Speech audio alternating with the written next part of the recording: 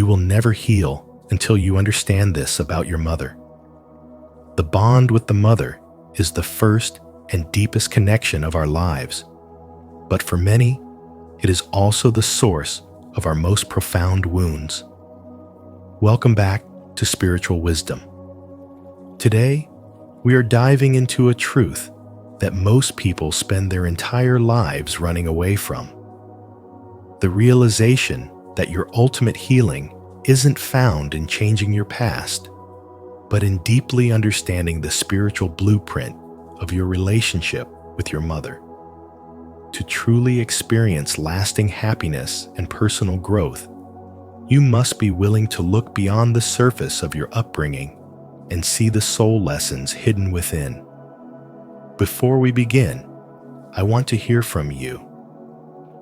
What is one painful or powerful thing that your relationship with your mother has taught you? Share your thoughts in the comments below, and let's create a space for collective healing. 1. You cannot heal without understanding your mother's unconscious influence. True healing begins the moment you realize that your mother is not just a person in your life, but a psychological blueprint that resides within your very soul, silently orchestrating the rhythms of your heart and the direction of your steps. To embark on a journey of spirituality is to recognize that we are often living out a script written by an unconscious maternal influence. And until we bring that influence into the light of conscious awareness, we remain prisoners of a past we didn't choose. This deep inner work is the cornerstone of a true spiritual awakening, as it requires us to look beyond the surface of our daily struggles and see the invisible umbilical cord that still feeds our insecurities, our fears, and our patterns of self-sabotage. You might spend years reading the most insightful self-help books, engaging in various forms of therapy, or even physically moving across the world to escape a toxic environment, yet find that the same shadows of inadequacy and emotional instability follow you wherever you go. This happens because, as many spiritual teachers suggest, our mother's image is the first mirror we ever looked into. If that mirror was cracked or distorted, we spend the rest of our lives seeing ourselves as broken without ever questioning the glass itself. The profound quote, "The daughter is the mother's shadow, and the son is her echo," reminds us that we often reflect on her unhealed wounds or repeat her unspoken grief, behaving like actors in a play where she was the director of our earliest internal scenes. Understanding this influence is not about casting blame or dwelling on resentment, but about achieving a state of clarity that allows you to differentiate between who she told you you were and who you actually are. Imagine your psyche as a garden where she planted the first seeds. Some were flowers of love, but many may have been the weeds of her own unfulfilled dreams or repressed anger. If you do not pull these weeds from the root, which is the unconscious image of the mother, they will continue to choke out your joy and stifle your growth, no matter how much you water the surface. This process of excavation is a vital part of your spiritual awakening, as it involves dismantling the mother object within you, that internal voice that criticizes you in her tone or makes you feel unworthy of success. To truly heal, you must realize that you have been viewing your relationships through a lens she polished, often seeking partners who either mimic her coldness or demand the same emotional labor she once required. By examining these patterns, you bridge the gap between your physical reality and your spirituality, recognizing that your soul's evolution depends on your ability to break these ancestral chains. It is like being a bird that has been kept in a cage so long that even after the door is opened, you remain inside because the idea of the cage has become your home. The mother's unconscious influence is that invisible cage.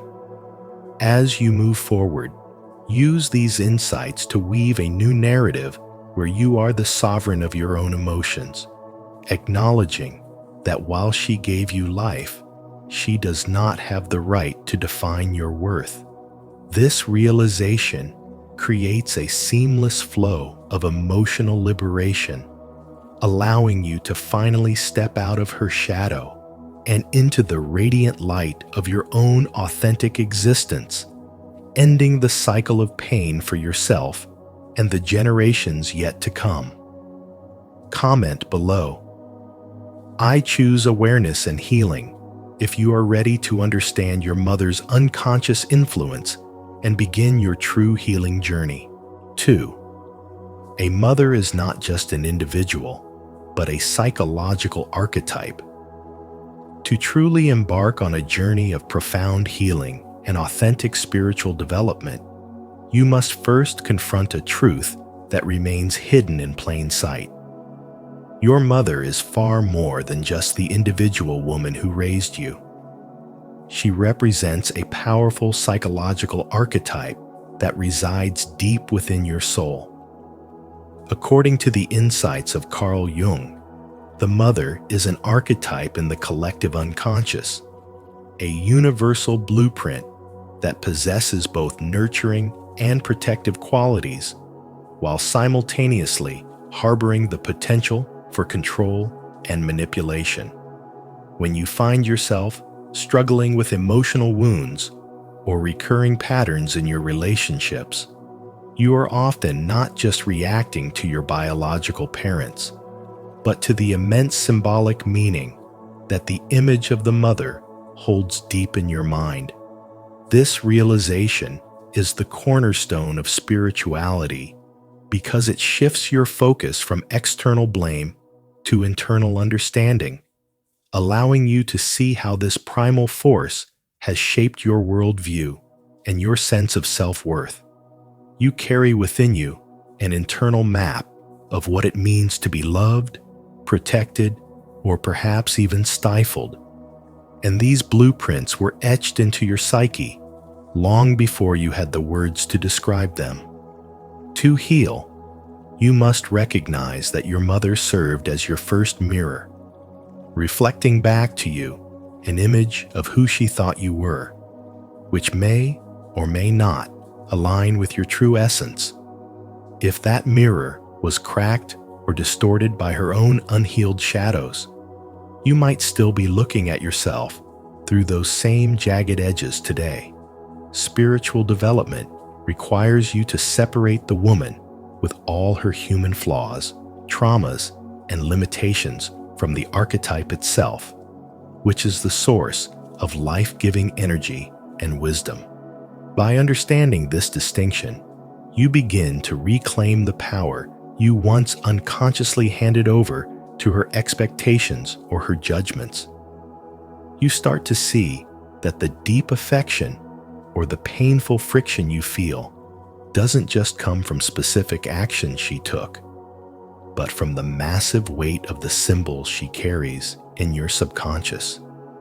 This is why you will never truly heal until you look past the physical person and address the archetypal mother who still lives in your heart, directing your choices and coloring your emotions. As you dive deeper into this work, you discover that the mother is the gateway to the earth, the body, and the subconscious mind. If your relationship with this archetype is fractured, your connection to your own intuition and physical reality may feel unstable. True healing happens when you stop waiting for her to change and instead begin to reparent the parts of yourself that were left wanting. You must become the nurturer you never had and the protector you always needed. effectively integrating the positive aspects of the archetype into your own being.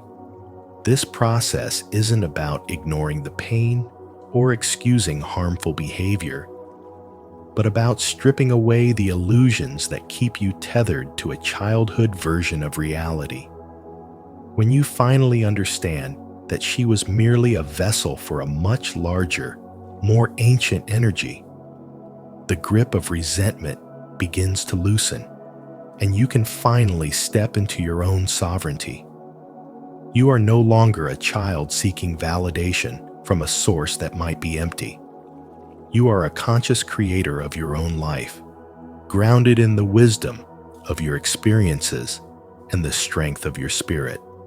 By honoring the archetype while releasing the individual from the impossible task of being your everything, you clear the path for a level of peace and self-actualization that was previously unreachable, marking a pivotal turning point in your lifelong evolution. 3. A mother's gaze forms the foundation of your body's value.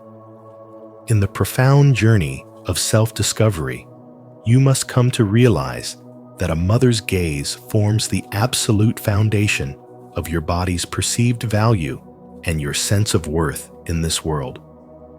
This is not merely a biological connection, but a spiritual blueprint. For her recognition or her overwhelming demands during your earliest years became the first lens through which you learned to interpret your own existence. As the philosopher Ralph Waldo Emerson once said, "The men of the world are what their mothers made them," a sentiment that speaks to the inescapable weight of that primary reflection. When a child looks into their mother's eyes, they are searching for a mirror that says they are loved, safe, and inherently enough. However, when that gaze is insufficient, characterized by absence or emotional coldness, it leaves a void that the adult self tries to fill for decades. Conversely, if that gaze was excessive, intrusive, or controlling, it may have smothered your budding identity, teaching you that you only have value when you are meeting someone else's needs. This formative experience often manifests as an unconscious automaticity, a state where you move through life on autopilot, driven by a deep-seated fear of rejection that dictates your every move. You may find yourself trapped in a perpetual cycle of seeking external validation, characterized by an insatiable need for constant receiving, as if you are still that small child waiting for the emotional nourishment that was once withheld. This is where spiritual wisdom enters the healing process, teaching you that these patterns are not your true identity, but rather a survival mechanism born from a fractured foundation. If you do not address this core wound, you will continue to engage in automatic self-identification, viewing yourself through the distorted glass of your mother's limitations rather than the clarity of your own soul. This distortion bleeds into your adult relationships, where you might find yourself unconsciously recreating the same dynamics of neglect or overdependence, searching for a partner to finally provide the gaze that was missing in your youth. As Erich Fromm wisely noted, mother's love is peace. It need not be acquired. It need not be deserved. But when that peace is absent, the resulting inner turmoil becomes the engine of your anxiety. To truly heal, you must step out of this cycle and recognize that your value was never actually contingent on her ability to see you. Spiritual wisdom encourages you to understand that while your mother was the gatekeeper of your early reality, she was also a human being limited by her own unhealed shadows and history. By acknowledging that her gaze was a reflection of her own capacity and not a verdict on your worth, you begin to break the chains of automaticity and reclaim your sovereignty. You start to see that the feeling of not being enough is a ghost from the past, not a fact of the present. Moving forward requires a conscious effort to rewrite the internal dialogue that tells you that you must perform or disappear to be safe. It is an invitation to look within and provide for yourself that steady, loving recognition that was once the responsibility of another. Only when you stop looking back at that first mirror can you begin to see the magnificent reality of who you actually are, independent of the expectations and failures of those who came before you. Subscribe for more spiritual wisdom on how your mother's gaze shapes your sense of worth, your body, and your ability to truly heal. 4. The shadow of the mother continues to control you until it is integrated. Deep within the architecture of our psyche lies an invisible thread that connects our current choices, our fears, and our deepest longings to the very first source of life we ever knew, our mother. This bond is more than just a biological or social connection. It is a spiritual imprint that dictates how we navigate the world long after we have left the nest. If you have ever felt an inexplicable sense of emptiness despite having a stable life, or if you find yourself perpetually trapped in a cycle of seeking external validation, you are likely dancing with what psychologists and spiritual seekers call the mother shadow. To truly step into your own power and experience a genuine spiritual awakening, you must first pull this shadow into the light of consciousness. For as long as it remains hidden, it acts as a silent puppeteer of your destiny. The shadow of the mother continues to control your emotional landscape until it is fully integrated into your conscious self, a process that requires both courage and a deep commitment to spirituality. When the image of the mother, not just the physical woman, but the psychological archetype she represents, remains outside of your awareness, you become a prisoner to patterns that feel like personality traits, but are actually survival mechanisms. You may find yourself constantly seeking the approval of others, acting like a performer on a stage where the audience's applause is the only thing keeping your self-worth afloat. This desperate need for a nod of agreement from the world is a direct echo of the child's primal need for maternal gaze. And without integrating this shadow, you will always feel like a fragment of a person rather than a whole being. This lack of integration manifests as a heavy, lingering guilt that arises whenever you dare to have an expectation that differs from what is expected of you, making you feel as though your very independence is an act of betrayal. Because you have not yet reconciled with the maternal energy within, you are likely to repeat controlling or dependent relationships, subconsciously recreating the familiar dynamics of your childhood in an attempt to finally win a different outcome. It is a haunting cycle where you feel empty even when your life appears successful on the surface, a void that no amount of material wealth or social status can fill. Carl Jung, the great explorer of the human soul, famously captured this dilemma when he stated, "What is not perceived controls you." This profound truth serves as a reminder that the parts of our history we refuse to look at are the very parts that drive our behavior from the darkness of the unconscious. To heal, you must move beyond the surface level of blame and instead look at the mother archetype as a mirror of your own internal landscape. This journey is not about pointing fingers at a person, but about reclaiming the energy you have projected onto them, allowing you to finally fill that inner emptiness with your own presence. As you begin this work, you start to see that the mother is the first window through which you view the universe. And if that window was cracked or clouded, your entire perception of reality remains distorted until you clean the glass. Integrating the shadow means acknowledging the ways you were nurtured and the ways you were neglected, holding both truths simultaneously without letting either define your future. This integration is the gateway to a true spiritual awakening, where you no longer look to the world to mother you, but instead learn to provide that infinite source of love and security from within your own spirit.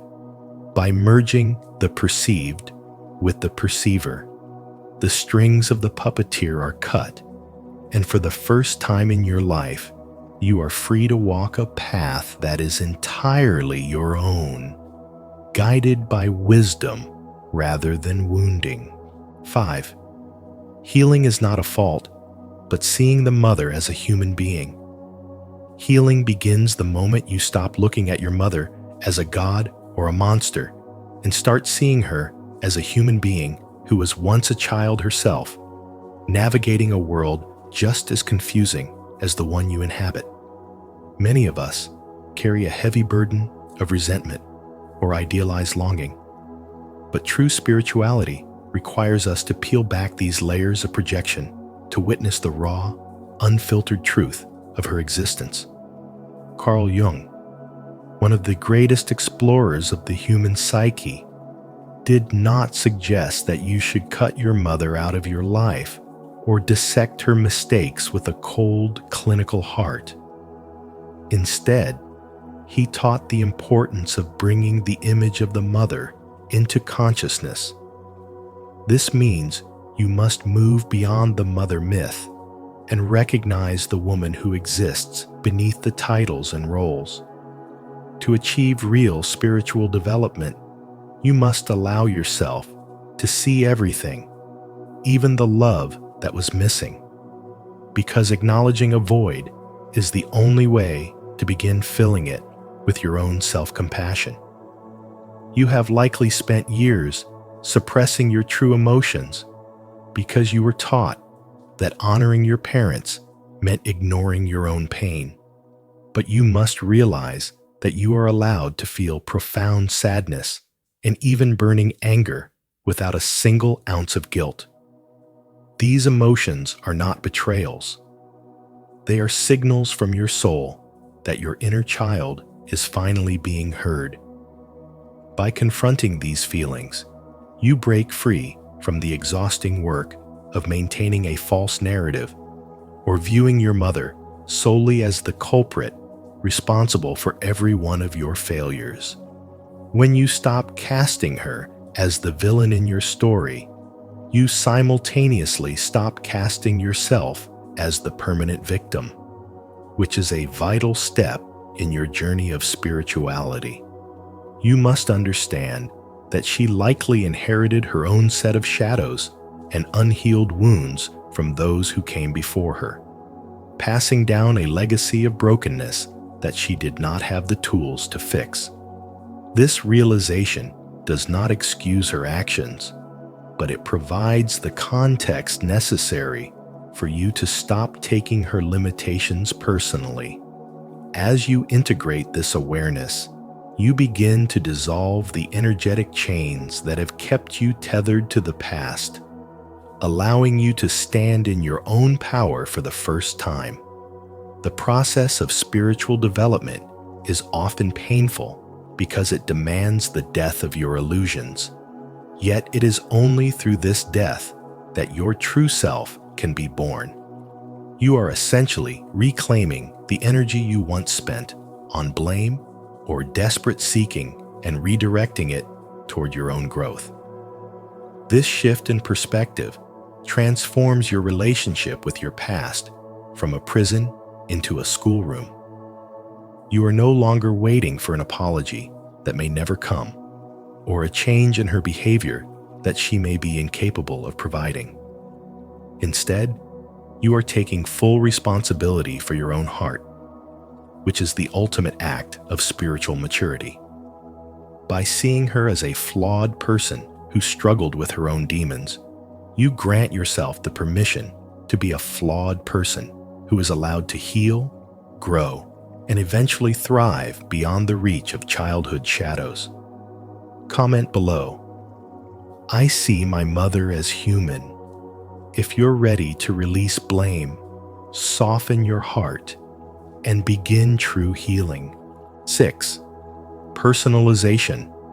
Becoming your inner childcare provider. In order to truly begin your journey of profound emotional recovery, you must first confront a truth that many spend their entire lives running away from.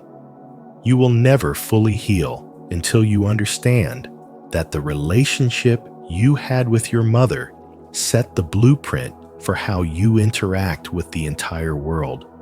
This is not about casting blame or dwelling on the past with bitterness, but rather about gaining the spiritual wisdom necessary to reclaim your own identity from the shadows of your upbringing. Most of us go through life wearing various intricate masks we crafted in childhood, specifically to please our parents or to ensure our survival in a family dynamic where our true selves did not feel safe. These masks eventually become so heavy that we forget who is actually underneath them. Yet the first step in your liberation is the conscious decision to eliminate these performances and stop living for an audience that may never give you the applause you crave. As the renowned psychologist Carl Jung once wisely noted, until you make the unconscious conscious, it will direct your life and you will call it fate. This fate often manifests in how you project your mother's image onto those around you. You might find yourself constantly seeking validation from your partner, your boss, or even your close friends, not realizing that you are actually asking them to fill a void that they are simply unequipped to handle. You are essentially looking for the mother in every room you enter, searching for that primary source of security in people who cannot possibly provide it. This projection keeps you trapped in a cycle of disappointment and external dependency, leaving you feeling like a child in an adult's body, forever waiting for permission to be happy. To break this cycle, you must undergo the vital process of reparenting, which means you must become your own inner child care provider and your own source of unconditional love. This requires you to sit with your inner child, that vulnerable part of you that still feels small, unheard, or unprotected, and offer it the very things you missed out on during your formative years.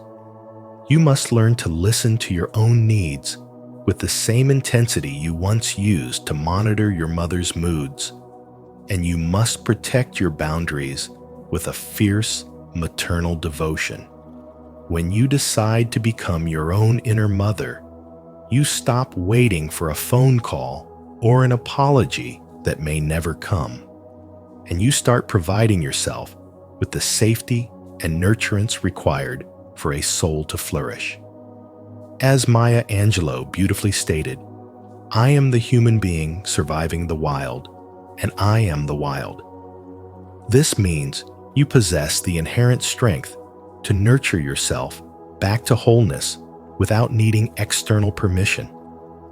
You have the power to stop the projection and start the introspection, realizing that the love you have been chasing out there has been waiting for you to cultivate it in here. By integrating this spiritual wisdom into your daily existence, you transform from a person who reacts to their past into a person who who creates their own future. You are no longer a victim of a story you did not write. Instead, you become the conscious author of a life built on self-respect and authentic connection. This path is not easy, and it requires you to be patient with yourself as you unlearn decades of conditioning. But it is the only road that leads to true, lasting peace. You must remember that the goal is not to change the mother you had, but to change the relationship you have with yourself today. By becoming your own protector and listener, you ensure that your inner child finally feels seen, heard, and deeply loved by the one person who will never leave: you.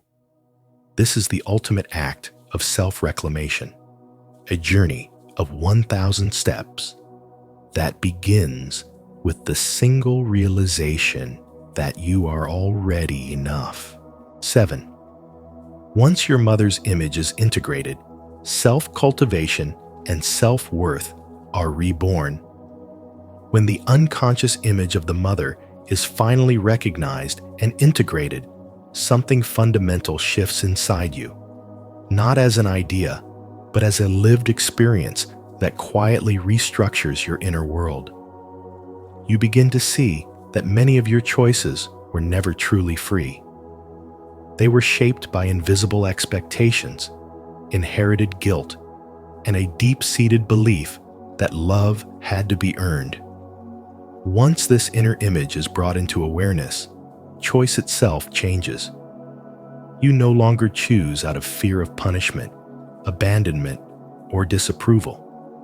And you no longer carry the feeling that wanting something for yourself is somehow wrong. Decisions stop being moral negotiations with an internal judge and start becoming clear responses to what is true and necessary for your growth.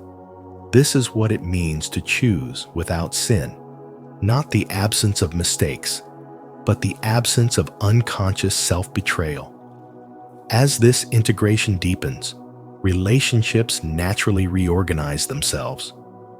They are no longer built on imbalance, emotional debt, or silent contracts where you give more in hopes of finally being chosen. You stop unconsciously recreating childhood dynamics where love was conditional and safety depended on performance. Instead of attaching to others from a place of lack, you meet them from a grounded sense of self, which allows connection without dependency and closeness without loss of identity. You no longer confuse intensity with intimacy or sacrifice with loyalty, and you begin to recognize that healthy love does not require you to abandon your needs, mute your truth, or constantly prove your value. Boundaries form without hostility. Honesty replaces appeasement, and mutual respect becomes the foundation rather than an exception. This psychological shift is not limited to the mind. It is felt directly in the body.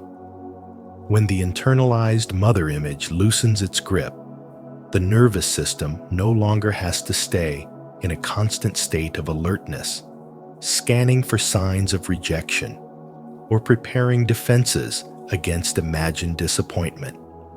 The body becomes lighter because it is no longer holding decades of suppressed vigilance. The mind quiets because it is no longer rehearsing how to be acceptable, lovable, or safe. What once felt like your personality overthinking, anxiety, emotional exhaustion reveals itself as a survival response that is finally allowed to rest. In this space, your energy begins to return to you, and clarity replaces tension as your default state. The most profound transformation, however, occurs in how you relate to your own worth.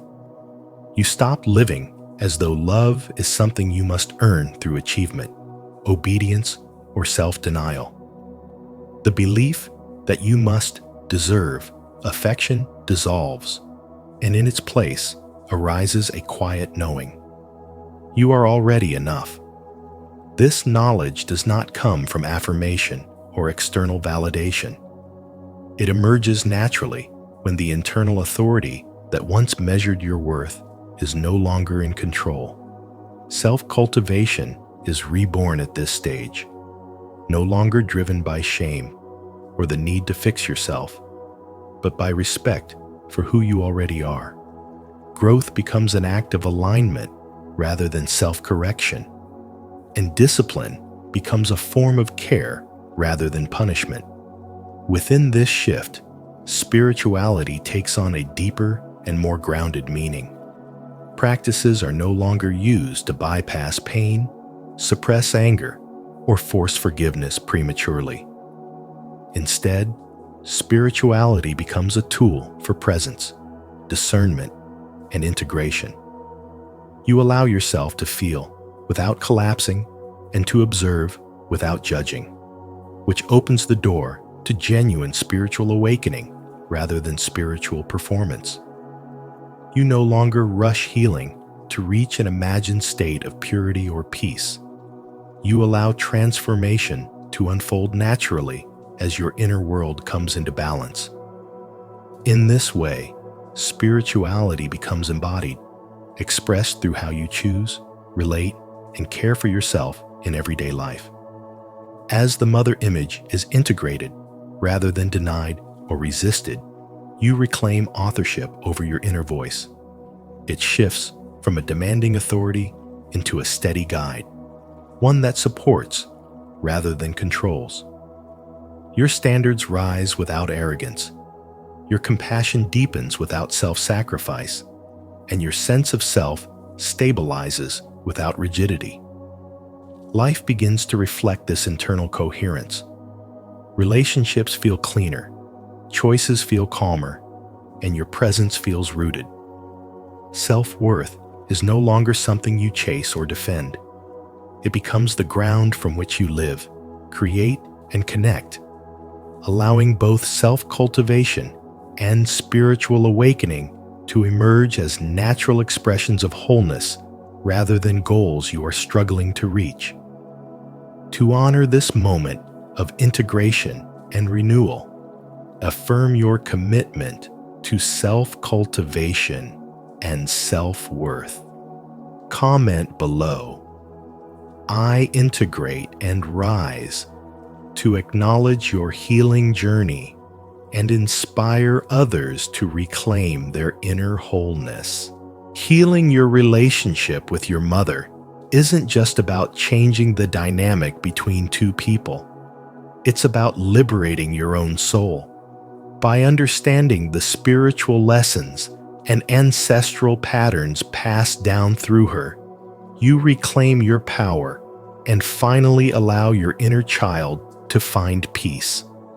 Remember, your healing begins the moment you stop seeking validation and start seeking understanding.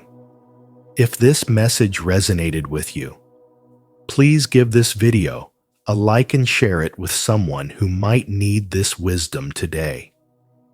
To continue your journey of self-discovery, make sure to subscribe to Spiritual Wisdom and turn on the notification bell so you never miss our upcoming insights.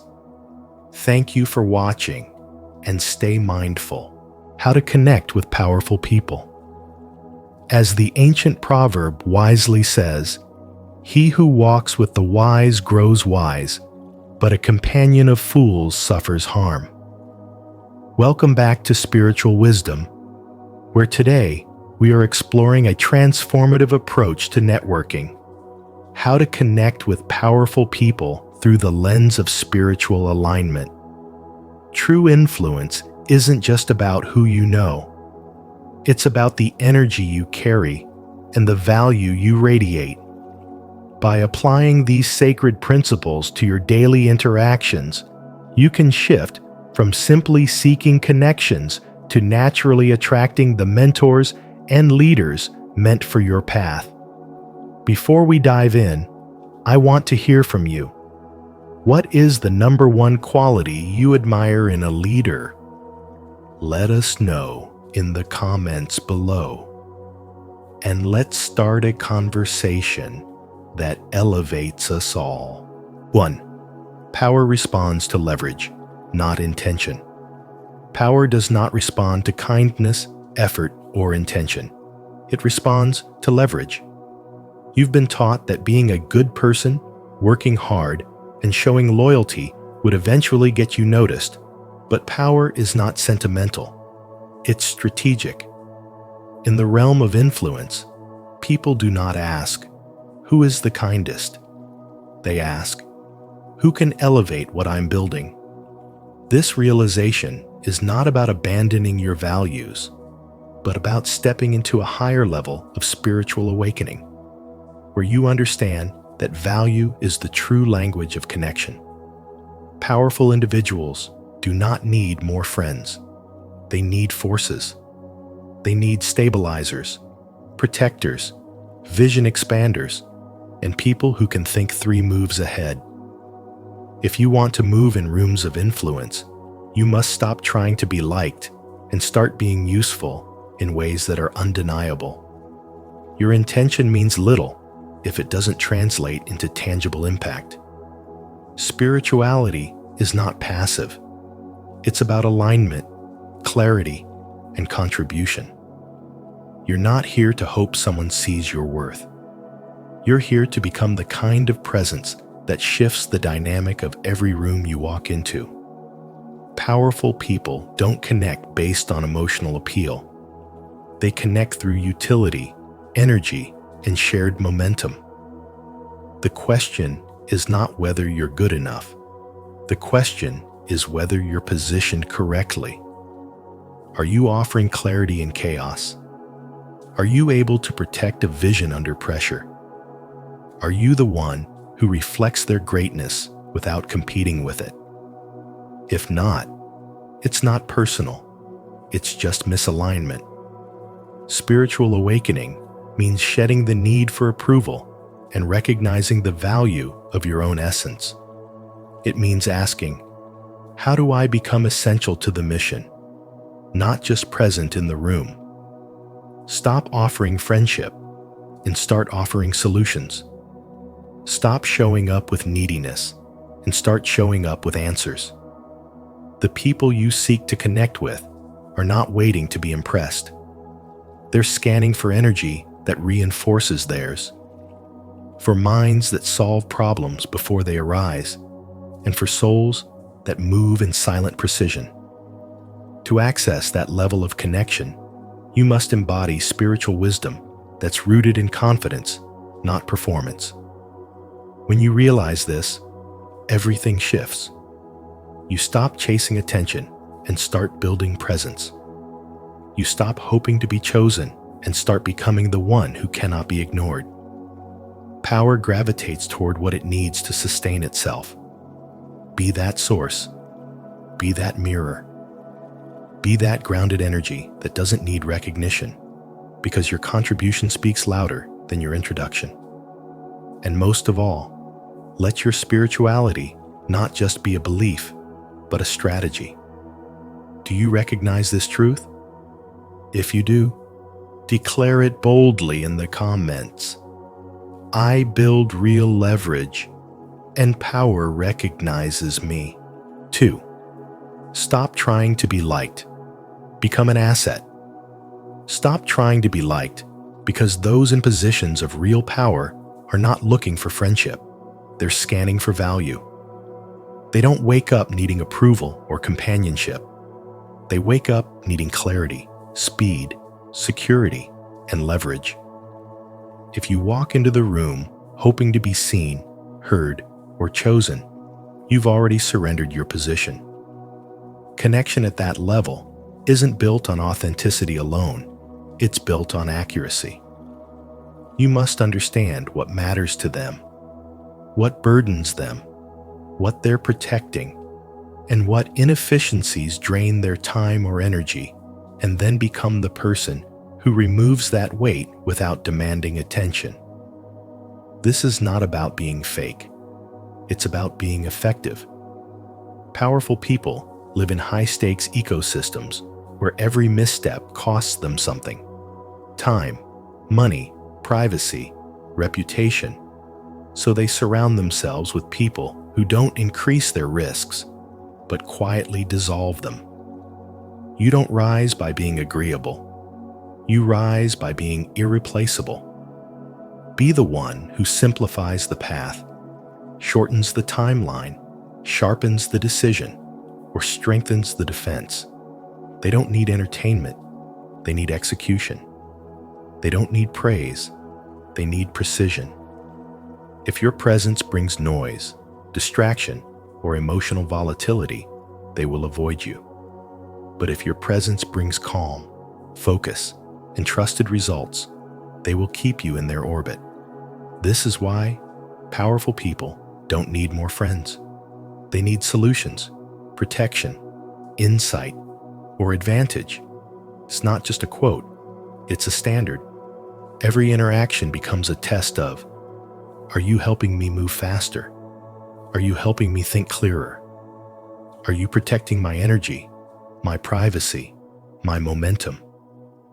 And here's where spirituality and spiritual development either elevate you or betray you. If you use spirituality as an excuse for being unprepared, inconsistent, or self-absorbed, your growth becomes performative and power will sense it. But if your spiritual development gives you groundedness, restraint, clarity of purpose, and emotional regulation, you become the kind of person who is trusted in rooms where silence is currency and loyalty is everything.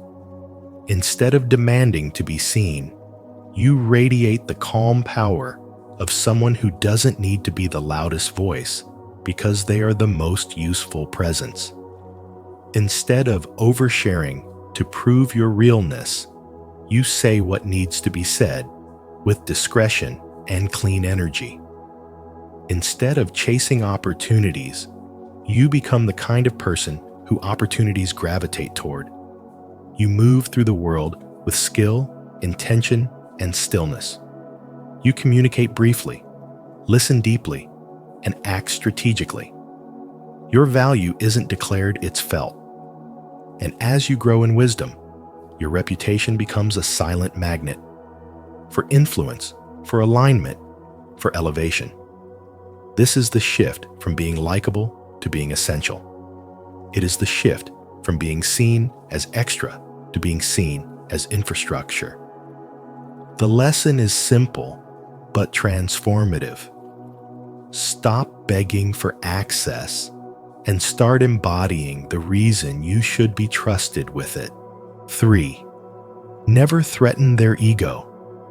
Never threaten the ego of powerful people, because ego is the armor that protects their identity, their status, and the story they tell themselves about why they are where they are. When you challenge that armor directly, even unintentionally, you do not inspire respect. You trigger defense. Power responds first to safety, not to truth, talent, or good intentions. If you want access, influence, or alignment with those who hold authority, you must understand that making them feel superior, competent, and validated is not manipulation.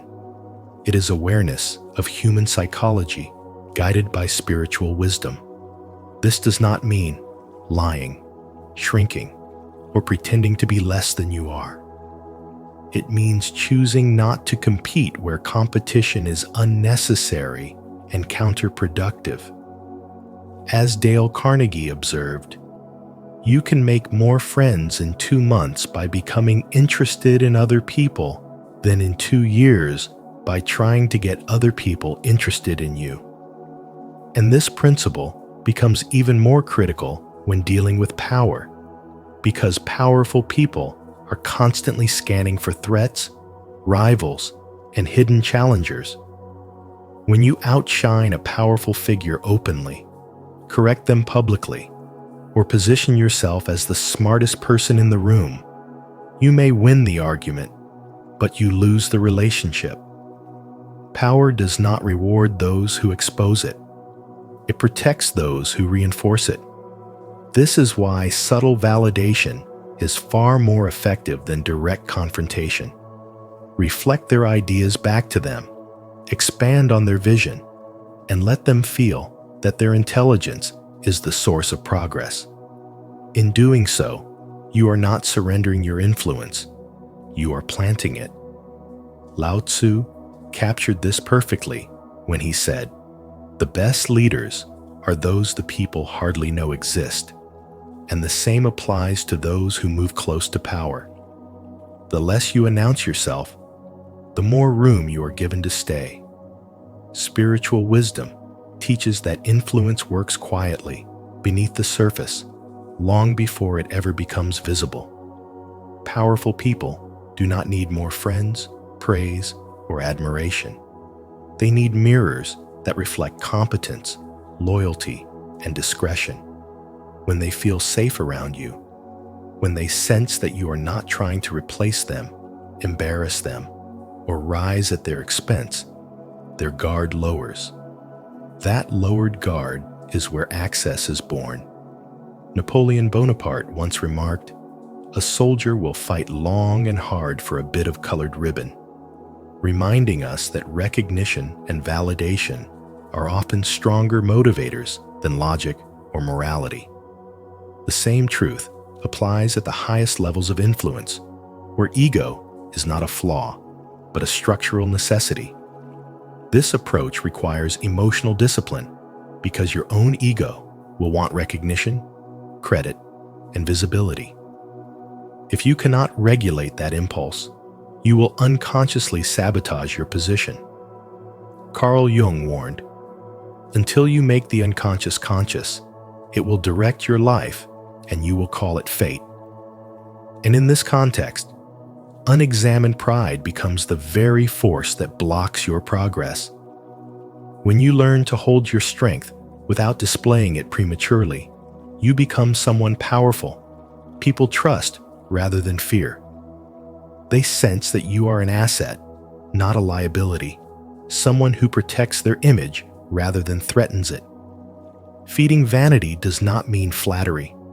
Flattery is obvious, shallow, and transactional, while genuine validation is subtle, specific, and rooted in observation. Acknowledge their insight without exaggeration. Respect their authority without submission, and support their vision without erasing your own. Safety always comes before access, because no one in power opens doors for those who make them feel replaceable or diminished. They keep close to those who make them feel expanded, understood, and secure. When you embody spiritual wisdom, you realize that the highest form of influence is not dominance, but alignment, not noise, but presence, and not proving your brilliance, but knowing when to let others feel brilliant while you quietly gain trust, proximity, and long-term influence. Comment below. I honor power without threatening ego. If you're ready to connect with powerful people through wisdom, respect, and inner strength. 4. Conceal your intentions and create mystery. Desperation carries an unmistakable energy, one that instantly pushes powerful people away. It reveals itself in the way you speak too much, share too quickly, and try too hard to prove your worth. In the realm of influence, those who crave validation are seen not as allies, but as liabilities. Power moves toward self-containment, not self-exposure. That's why one of the deepest forms of spiritual awakening is learning to conceal your intentions not out of manipulation, but out of spiritual wisdom and inner mastery. When you become unreadable, not by being cold, but by being composed, you shift the dynamic in any room. Instead of chasing attention, you command curiosity. Silence becomes your strength. Mystery becomes your gravity. People begin leaning in, not because you're trying to impress them, but because they can't quite figure you out. and that makes you unforgettable. Powerful people don't seek more friends. They seek value, alignment, and protection of their energy. When you walk in broadcasting what you want, you surrender the sacred leverage that comes from detachment. But when you withhold your desires, you give them something far more compelling, an energetic puzzle. They begin to wonder what you know, who you are, and why you're not trying to prove yourself. In this space, power becomes intrigued. This is not about pretending to be someone you're not. It's about understanding the spiritual truth that your presence is more impactful than your pitch. Those who truly embody their purpose rarely feel the need to explain it. They let their essence speak first. This level of restraint is a practice rooted in both ancient spirituality and modern strategy. From the Stoics to the sages, it has always been known. Those who can master themselves gain mastery over the room. Concealing your intentions doesn't mean hiding your authenticity. It means guarding your energy with discernment. It means allowing others to reveal themselves before you offer anything. It means not mistaking early access for earned trust. When you practice this form of spiritual discernment, you no longer feel the urge to be chosen, because you have already chosen yourself. You stand complete, not waiting for permission to be seen. And in this state of grounded presence, powerful people don't just notice you, they respect you. Every relationship becomes a mirror. If you present yourself as empty and needy, you reflect back scarcity. If you present yourself as whole and aligned, you reflect back power. Mystery activates the law of polarity. It draws others in by creating space. Space to wonder. Space to observe. Space to earn access to your inner world. And this, ironically, is what creates connection, not proximity, but magnetism. In spiritual terms, this is the energy of sovereignty. It's knowing that your worth is not up for negotiation, that you are not here to be consumed, but to be discovered slowly by those with the depth to appreciate you. Concealing your intentions is not deception. It is devotion to your own energy. It is choosing to let your spirit do the talking before your mouth ever does. And that, in the world of influence, is true spiritual wisdom. 5. Appeal to self-interest, not mercy. Never appeal to mercy when trying to connect with powerful people, and appeal to self-interest. In a world driven by influence and leverage, sympathy holds no lasting weight. If you present yourself as someone seeking help, favors, or understanding, you risk being seen as a liability rather than an ally. Power doesn't respond to emotion. It responds to utility, clarity, and value. Your first task is to position yourself as someone who brings solutions, not needs. Speak in the language of their problems, not the language of your personal desires. Understand what drives them, what goals they pursue, what obstacles they face, what fears they want to eliminate. Then offer something that meets them at that level: insight, skills, strategies, or connections that serve their vision. When you show that you get their world and can contribute to it, you move from being just another person seeking attention to someone they can't afford to ignore. Powerful people do not need more friends. They need assets. They need strategic allies, protectors, fixers, and mirrors who can reflect blind spots and amplify their influence. When you offer that, you're no longer competing for approval. You're stepping into relevance. As the saying goes, it is better to be needed than liked. Being liked is emotional and fleeting. Being needed creates a foundation of lasting value and respect. This principle aligns deeply with true spirituality. Spirituality is not about shrinking yourself, begging for acceptance, or hoping someone sees your goodness.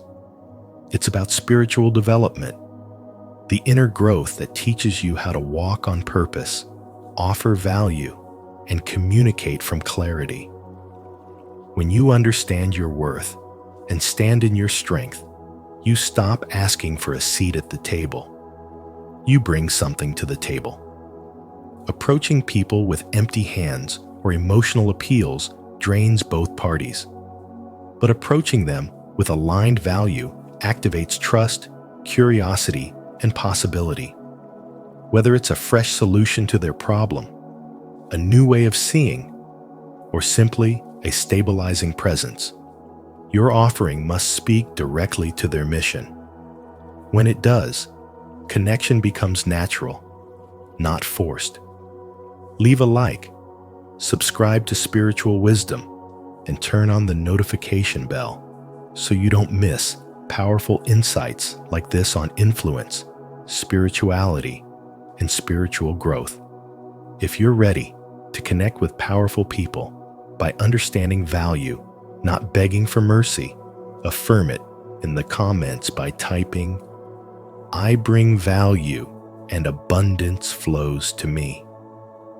6. Use scarcity and strategic absence. Over-availability quietly signals low value, no matter how capable, intelligent, or well-intentioned you are. And if you truly want to connect with powerful people, you must understand that power responds to presence with boundaries, not constant access. When you make yourself endlessly available, you unconsciously communicate that your time is abundant and therefore expendable. But when you respect your own schedule, protect your energy, and choose when to engage, your presence begins to carry weight. As Seneca observed, it is not that we have a short time to live, but that we waste much of it. And powerful people instinctively recognize those who treat time as a sacred resource rather than something to be given away freely. Strategic absence is not manipulation or emotional distance. It is the natural outcome of having a full, grounded life that does not revolve around anyone else's validation. When you withdraw intentionally instead of hovering, you create psychological space, and that space allows curiosity, respect, and appreciation to grow. People value what is not always available, not because of scarcity alone, but because selectivity suggests self-mastery. Those who move with quiet confidence, who know when to step back without explanation, signal that their identity and purpose are anchored internally, not dependent on external approval. Maintaining a life independent of powerful people is essential because attachment weakens perception, while self-containment strengthens it. When your happiness, direction, and sense of meaning exist outside of their attention, you become intriguing rather than predictable. Lao Tzu captured this truth when he said, "When you let go of who you are, you become who you might be," pointing to the power that emerges when you release the need to always be seen or needed. Absence allows others to feel your impact rather than be overwhelmed by your presence, and this subtle restraint keeps you psychologically relevant. Strategic absence also preserves your energy and sharpens your communication. When you are not constantly available, your words carry more clarity, your responses feel intentional, and your silence itself becomes expressive. Carl Jung noted, "Who looks outside, dreams. Who looks inside, awakens." And this inward anchoring is what prevents you from chasing attention or over-explaining your value. Powerful people recognize those who cannot be rushed, pressured, or emotionally pulled off center, because such individuals operate from inner stability rather than fear of loss. Scarcity, when guided by spiritual wisdom, is not about withholding or superiority. It is about discernment. It is choosing depth over noise, alignment over urgency, and presence over performance. When you stop responding to everything immediately, stop showing up everywhere, and stop proving your worth through availability, you naturally elevate your perceived value. In doing so, you align with those who understand power at its core, not as dominance, but as self-command, psychological balance, and respect for one's own time and energy. 7. Mirror their identity and fantasy. Powerful people aren't seeking more friends. They're seeking reflections of their identity and extensions of their vision. If you want to form meaningful bonds with them, the key lies in mirroring their self-concept, not mimicking it, but affirming what they already believe about themselves and the role they're here to play. People crave confirmation of their worldview and identity, and when you align your presence with that deeper image, they feel seen, not flattered. Match their communication style with precision. Speak directly to the leader with clarity and confidence, to the visionary with bold ideas, and to the rebel with fearless truth. Spirituality teaches us to see beyond surface impressions into the soul of a person, and this is where spiritual awakening becomes essential. You're not just adapting behavior, you're tuning into frequency. Just like tuning a radio, your goal is to find the station they're broadcasting on and meet them there without distorting your own signal. When someone sees themselves reflected in you, not in flattery, but in sincere alignment, they naturally feel safer, more understood, and more likely to draw you into their circle. A powerful person who sees you as a mirror of their identity or values will instinctively want to keep you close because you affirm the story they're building about themselves. The leader feels stronger with your support. The savior feels more purposeful with your acknowledgement, and the rebel feels validated in their challenge. This is not manipulation, it's resonance. By noticing how they speak, what they value, what they protect, and what they attack, you gain insight into their inner map. And when you speak from that map, you become relevant. Offer words that fit the way they see the world. If they value legacy, highlight long-term thinking. If they value precision, offer clarity and order. If they thrive in disruption, speak to the fire of change. People don't connect with your facts. They connect with how your presence makes them feel about who they are. By reflecting someone's chosen identity, especially the role they are aspiring to step into, you activate the deeper psychology of belonging and loyalty. It's not about acting, it's about attunement. This is spiritual wisdom in action, using your awareness not to control, but to harmonize. True influence doesn't require loudness, it requires alignment. And the moment you stop trying to prove your worth and start reflecting on theirs, you enter a higher level of connection, one that doesn't chase power, but understands it, honors it, and channels it with grace. 8. Maintain radical autonomy. Radical autonomy is the quiet strength that reshapes how you are perceived by powerful people. Because the moment you stop needing them, your energy shifts from seeking to standing.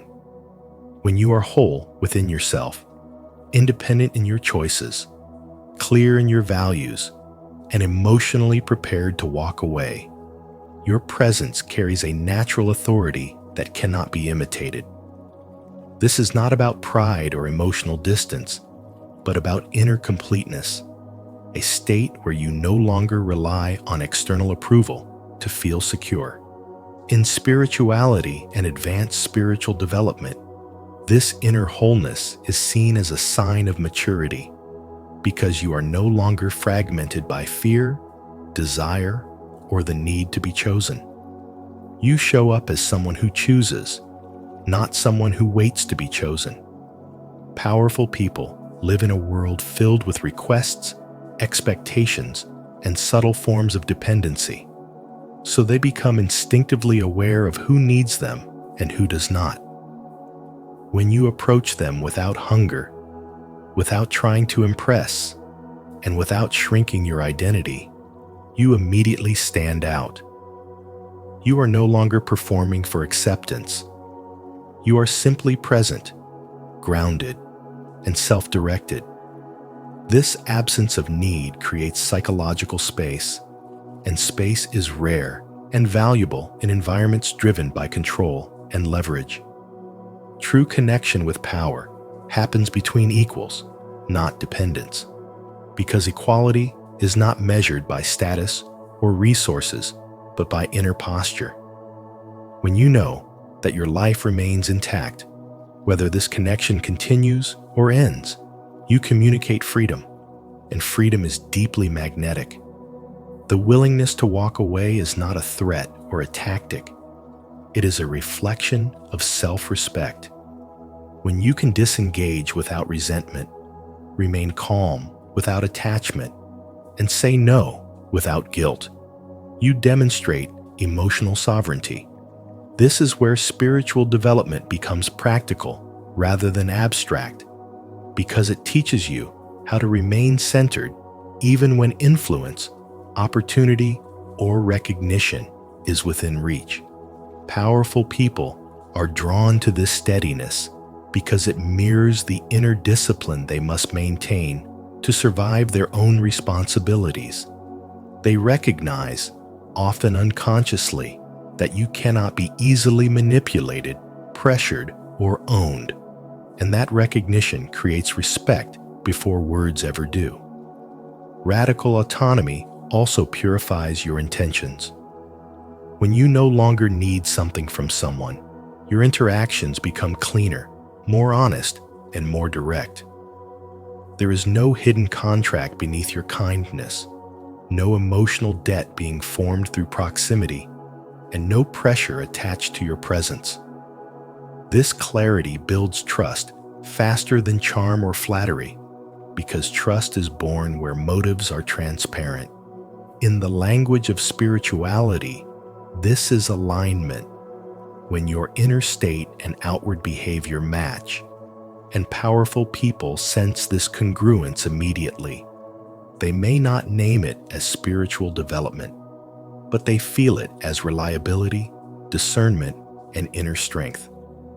Engaging from choice rather than necessity changes the entire dynamic of connection.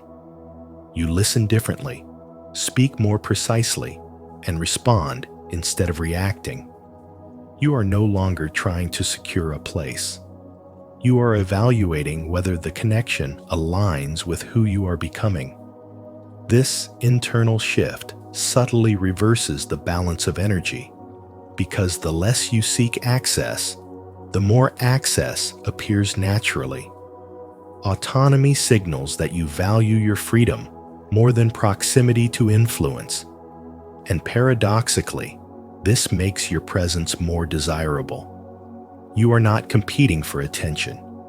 You are offering stability, perspective, and calm, qualities that powerful people often lack in their inner circles. The deeper lesson of radical autonomy is that power cannot be approached from emptiness without costing you something essential. By cultivating independence first, you protect your dignity, sharpen your discernment, and anchor yourself in a sense of worth that does not fluctuate with external validation. Spiritual development teaches that true strength begins within. And when that strength is embodied, connection becomes mutual rather than transactional. The practical message is clear. Build wholeness before seeking influence. Value freedom over approval. Maintain the ability to walk away without bitterness, and let your autonomy speak for you.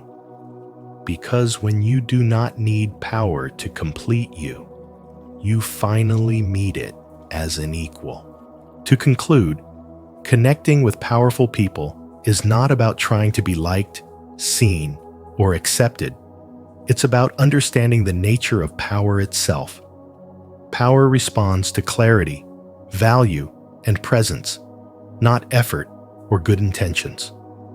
When you stop chasing approval and start becoming someone who brings leverage, insight, and emotional stability, the right people naturally recognize you. True influence begins within, and when your inner world is aligned, your outer connections shift effortlessly. If this message resonated with you, please like this video, share it with someone who needs this insight, and subscribe to Spiritual Wisdom for more content on spirituality, influence, and inner transformation. Don't forget to turn on the notification bell so you never miss our upcoming videos on spiritual wisdom and personal power.